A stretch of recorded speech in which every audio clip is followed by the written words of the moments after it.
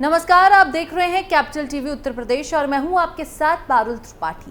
कानपुर के पास कालिंदी एक्सप्रेस से gas cylinder टकराने की घटना के बाद से हड़कंप मचा हुआ है। मामले की जांच जैसे जैसे बढ़ रही है, इसमें खौफनाक तथ्य सामने आ रहे हैं।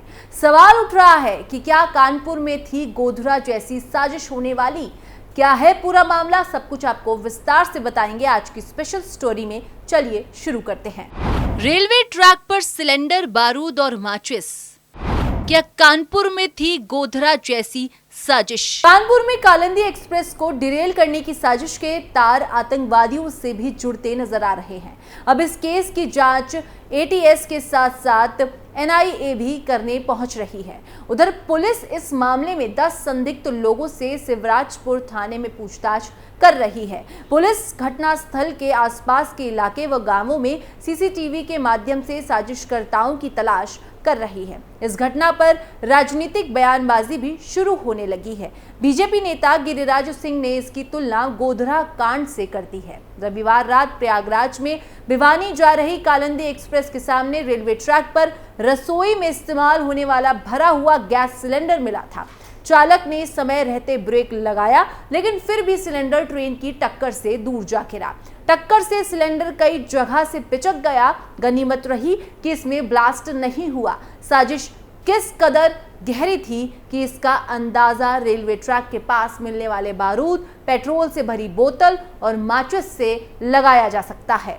सिलेंडर फटा नहीं, इसीलिए टल गया बड़ा हादसा। रेलवे ने इस सिलसिले में अज्ञात लोगों के खिलाफ एफआईआर दर्ज कराई है। इस मामले की जांच के लिए वरिष्ठ अधिकारियों की अगुवाई में 5 टीमें गठित की गई हैं। इस साजिश में आतंकवादियों का हाथ होने की आशंका के चलते आतंकवाद निरोध दस्ते ने भी मामले की अलग से जांच शुरू की है। संयुक्त पुलिस आयुक्त हरीश चंद्र ने बताया कि रविवार रात 8:20 पर प्रयागराज से भिवानी जा रही कालिंदी एक्सप्रेस के चालक ने बिल्हौर रेलवे स्टेशन से कुछ दूर पहले पटरी पर एक रसोई गैस सिलेंडर रखा देखा। उसने आपातकालीन ब्रेक लगाए, मगर ट्रेन सिलेंडर से टकरा गई और थोड़ा आगे जाकर रुक गई। सिलेंडर भी उछलकर दूर जा गिरा। उन्होंने कहा कि सिलेंडर इंजन में फंसकर फटा नहीं, वरना बड़ा हादसा हो सकता था।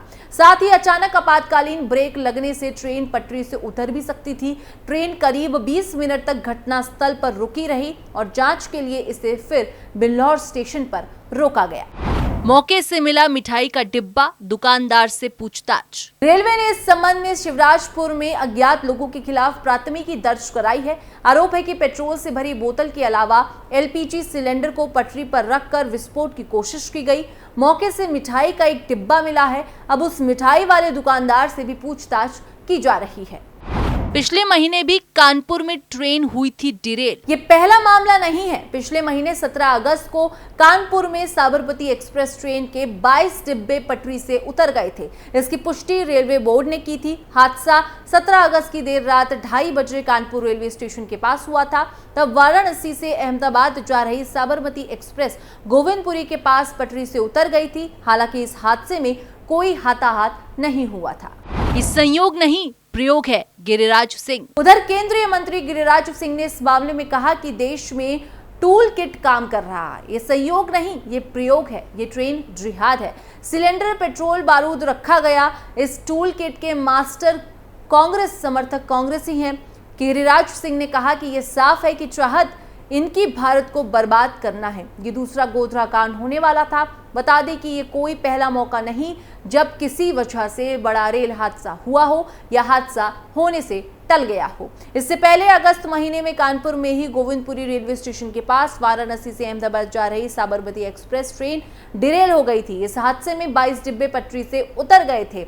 रेलवे के अधिकारियों ने बताया था कि बोल्टर टकराने के कारण यह हादसा हो गया था। इस हादसे में भी साजिश की आशंका जताई गई थी। इसी तरह जुलाई महीने में गोंडा में ट्रेन हादसे के चलते चंडीगढ़ डिब्रूगढ़ एक्सप्रेस के 3 एसी डिब्बे पलट गए थे और 13 बेपटरी हो गए थे। इस खबर में तो गोंडा ट्रेन हादसे में सामने आई बड़ी लापरवाही। उत्तर प्रदेश के गोंडा जिले में मोतीगंज झिलाई रेलवे स्टेशनों के बीच पिकौरा गांव के पास 18 जुलाई को चंडीगढ़ डिब्रूगढ़ एक्सप्रेस के दुर्घटनाग्रस्त होने की वजह सामने आ गई है।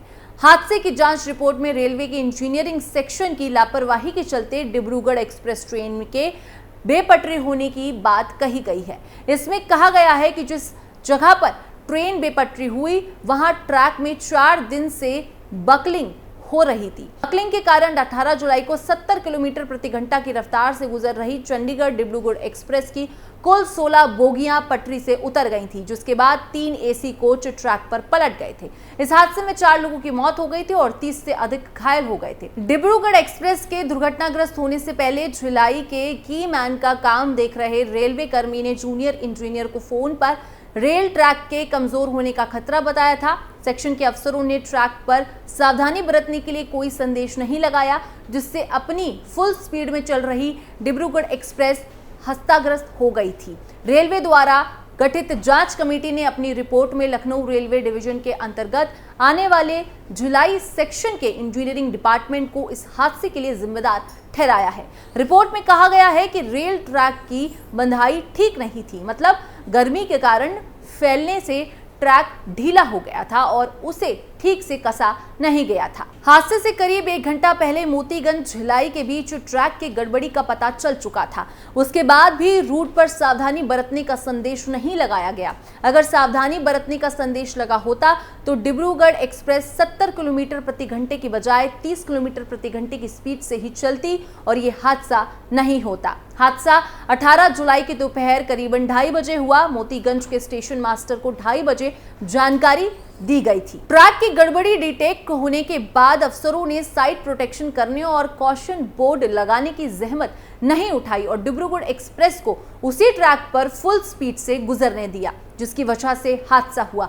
नॉर्थ ईस्टर्न रेलवे के 6 अफसरों की टीम ने चंडीगढ़ डिब्रूगढ़ एक्सप्रेस ट्रेन के लोको पायलट, मैनेजर, भिलाई और मोतीगंज के स्टेशन मास्टरों समेत कई कर्मचारियों के बयान और घटनास्थल का टेक्निकल मुआयना करने के बाद अपनी रिपोर्ट में भिलाई सेक्शन के इंजीनियरिंग डिपार्टमेंट इस ट्रेन हादसे का जिम्मेदार बताया है। हादसे वाले स्थान पर नमी भी देखी गई। गोंडा, डिब्रूगढ़ व गुवाहाटी के 41 रेल अधिकारी व कर्मचारी लखनऊ डीआरएम दफ्तर में तलब कर रहे थे। माना जा रहा है कि उनके बयान दर्ज करने के बाद लापरवाही के लिए जिम्मेदार अफसरों पर कार्रवाई हो सकती है। हादसे वाले स्थान पर रेलवे ट्रैक के आसपास जलभराव की बात भी कही जा रही थी। 30 से अधिक रेलवे कर्मी मौके पर मौजूद रहे थे। गिट्टी व मिट्टी डालकर जहां पानी जमा था उस स्थान को भरने का काम किया जा रहा था। ये भी संभावना जताई जा रही थी कि हो सकता है कि जलभराव के चलते ट्रैक कमजोर हुआ हो और ट्रेन गुजरते समय मिट्टी धसी हो, जो इस ट्रेन दुर्घटना का कारण बना। हालांकि संयुक्त जांच टीम की रिपोर्ट से ही हादसे की असल वजह का पता चल पाएगा। अब इसी के साथ ये भी जान लेते हैं कि रेल ट्रैक से छेड़खानी करने पर कितनी है सजा। रेलवे सार्वजनिक संपत्ति है, लेकिन इसका मतलब ये नहीं कि आप उसके साथ कुछ भी कर सकते हैं। बता दें कि रेलवे की संपत्ति को नुकसान पहुंचाया, रेल यात्रा को जानबूझकर बाधित करना और हादसे की प्लानिंग करना अपराध है। कानपुर रेल हादसा साजिश मामले में कई धाराओं के तहत कार्रवाई की जा सकती है। रेलवे ने रेल यात्रा को लेकर नियम बनाए हैं, वहीं यात्रा में बाधा डालने और साजिश रचने वालों के खिलाफ कार्रवाई के भी नियम तय किए हैं। रेलवे ट्रैक को बाधित करने, हादसे की साजिश पर कानूनी कार्रवाई की जाती है। धारा 174 के तहत रेलवे ट्रैक पर बैठकर या अवरोधक लगाकर रेल के हॉर्स पाइप से छेड़छाड़ करके या सिग्नल को नुकसान पहुंचाकर ट्रेनों की आवाजाही को बाधित करने पर 2 साल की जेल की सजा या 2000 रुपए जुर्माना या फिर दोनों का प्रावधान है।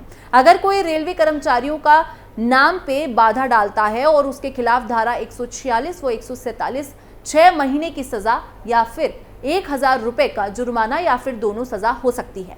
रेल यात्रा को जबरदस्ती रोकना कानूनी तौर पर गलत है। इसी तरह से रेलवे की संपत्ति को नुकसान पहुंचाने भी कानूनी तौर पर अपराध है। धारा 151 के तहत अगर कोई व्यक्ति एक निश्चित इरादे या जानबूझकर या फिर उसकी जानकारी होने के बाद भी रेलवे की संपत्ति को नुकसान पहुंचाता है तो इस सेक्शन के तहत कार्रवाई होगी। अगर कोई रेलवे की संपत्ति को आग लगाता है, विस्फोटक या कुछ और तरीके से नुकसान पहुंचाता है और उसके खिलाफ 7 साल की सजा और जुर्माना का प्रावधान है। रेलवे अधिनियम 1989 की धारा 152 के तहत यदि कोई व्यक्ति रेलवे ट्रैक पर लकड़ी, पत्थर या अन्य चीजें रखकर रेलगाड़ी को नुकसान पहुंचाने की कोशिश करता है तो इसका मतलब है कि वो यात्रियों की सुरक्षा को खतरे में डाल रहा है। ऐसी स्थिति में 10 साल की सजा और जेल हो सकती है। अगर कोई आरोपी रेलवे की संपत्ति में आग लगाता है या फिर विस्फोट के जरिए उसे नष्ट करने की कोशिश करता है तो 10 साल की सजा के साथ साथ जुर्माना भरना पड़ सकता है। बता दें कि ट्रेन में आग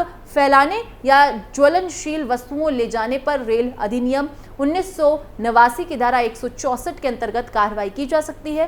फिलहाल इस खबर में बस इतना ही। बाकी देश और दुनिया की तमाम खबरों के लिए आप देखते रहिए कैपिटल टीवी उत्तर प्रदेश।